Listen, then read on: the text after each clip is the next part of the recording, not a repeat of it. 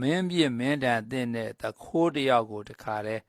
ဘယင်ရဲ့အမိတ်နဲ့လက်ချေတွေဖြတ်နားနှာခေါင်းတွေဖြတ်အဲ့ဒါလှေတစ်ခုပေါ်မှာတင်းပြီးတော့မှမြစ်ထဲမျောလိုက်တာနော်ခန္ဓာကိုယ်ကအသွေးအသားကိုတန်လျက်နဲ့ဖောက်ပြီးတော့အဲ့ဒီမှာတိုက်တယ်အဲ့ဒီမိန်းမကလည်းအဲ့ဒီသူ့ယောက်ျားဘုရားလောင်းပေါ့နော်ပြောတဲ့အတိုင်းပဲလှုပ်ပါတယ်အဲ့ဒါလိုနဲ့သူတို့သွားရင်နဲ့ဟောလွတ်မြောက်သွားပြီဗျာအဲ့ဒီမှာမြစ်ကြီးတစ်ခုရောက်သွားတယ်အဲ့ဒီမှာရေတောက်လို့ရေချိုးလို့တတိကြီးငယ်စားလို့အဲ့ဒါလိုနဲ့ချမ်းသာနေရမယ့်အရာတစ်ခုမှအပန်းနေဖြည့်ပြီးတော့သွားရင်နဲ့အဲ့ဒီမြစ်ရဲ့ခွေးတစ်ခွေးပေါ့အဲ့နားလေးလည်းရောက်တော့အဲ့ဒီမှာကျောင်းသင်္ကန်းလေးဆောက်ပြီးတော့လင်မယားနှစ်ယောက်အဲ့မှာနေကြတယ်အဲ့ဒီချိန်ကမှဘာဖြစ်တော့ဆိုတော့မြစ်ရဲ့အထက်ကနေပြီးတော့မင်းပြစ်မင်းတန်သင့်တဲ့တခိုးတယောက်ကိုတခါလဲဘယင်ရဲ့အမိတ်နဲ့လက်ချေတွေဖြတ်နားနှာခေါင်းတွေဖြတ်အဲ့ဒါလှေတစ်ခုပေါ်မှာတင်းပြီးတော့မှမြစ်ထဲမျောလိုက်တာ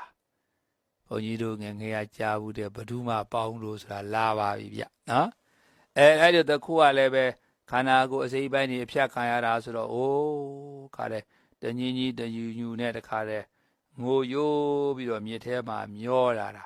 အဲ့ဒါဘုရားလောင်းတို့နေတဲ့မြစ်ကွေနားလေးရောက်လာတယ်ဆိုပါတော့ဒီတော့ဘုရားလောင်းကအတန်ကြားတဲ့အခါသွားကြည့်လိုက်တော့အိုးဒုက္ခတွေပါလားငါမြင်ရတဲ့အခါကာလဒုက္ခတွေမပြည့်စည်ပါစေနဲ့ကဲမပဲကရုဏာကဝင်လာတော့မနေနိုင်ပါဘူးအဲ့ဒီမှာတခါတည်းရေထဲကနေဆဲသူတို့ရဲ့ကြောင်းသင်္ကန်းကိုယူပြီးတော့မှအနာတွေဖန်ဆေးပေးတယ်ဆေးတွေလိမ့်ပေးတယ်အဲ့မှာစိတ်ကူးပေးတာပေါ့အေးဘုရားလောင်းရဲ့မယားကတော့ဒီပေါင်လိုကြီးကိုမြင်တာနဲ့ဆက်ဆုပ်လိုက်တာပြောရလို့ရှိရင်နော်ကြက်တည်းမရှိဘူးပေါ့လက်ပြတ်ခြေပြတ်နားပြတ်နှာခေါင်းပြတ်ဟိုပြောရလို့ရှိရင်စားပြောရလို့ရှိရင်တော့ငတုံးအညွန့်မရှိတဲ့ငတုံးလက်ချေနှာခေါင်းအကုန်ပြတ်ဆိုတော့ငတုံးအဲ့လောက်ဒီလိုကြက်တည်းမရှိတဲ့ပုဂ္ဂိုလ်ကြီးများနော်နေရာခေါ်ပြီးတော့ဆေးကူပေးရတယ်လို့နော်ထွီးဆိုပြီးတော့မှအနာကိုမကတ်တော့တာ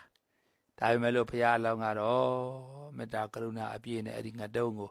တေချာကြာနာဆေးကူပေးလိုက်တာတဖြည်းနဲ့အနာယောဂါလေးတွေကောင်းလာတယ်အသနုလေးတွေတက်လာတယ်အဲ့ဒီခါကျတော့မှဘုရားအလောင်းကနေပြီးတော့သူဖူသွားရှာတယ်ပေါ့ဗျာစားစရာတောက်စရာအဲ့ဒါသူမယားနဲ့အဲ့ဒီငတုံးကိုထားခဲ့ပြီးတော့သွားတာအနေကြာလာတဲ့ခါကျတော့အဲ့ဒီဘုရားလောင်းရဲ့မယားဟာကြည့်မရတဲ့ထွီးလို့ထွေးထားခဲ့တဲ့ငတုံးကိုမှမမုန်းနိုင်တော့ဘူးအခုတော့နော်အချစ်တုံးကြီးဖြစ်သွားပြီ